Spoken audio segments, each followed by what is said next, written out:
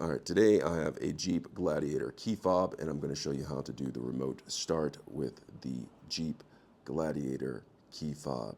I'm going to show you how to do this. A lot of times you want to do the remote start to warm up your vehicle before you go outside into the elements and get inside your vehicle.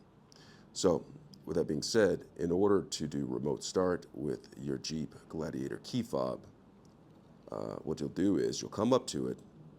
But before we get started, if you found my video helpful in any way, can you give me a thumbs up as well as subscribe to my channel? I'll appreciate it. All right.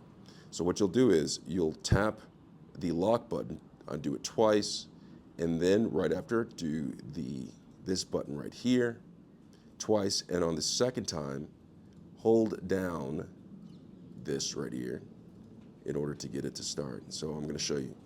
Boom, boom, boom, boom. Hold it down,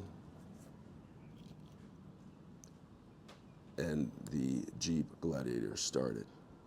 All right, so that's how you do remote start with the Jeep Gladiator. I hope this video was helpful. Thanks a lot for watching.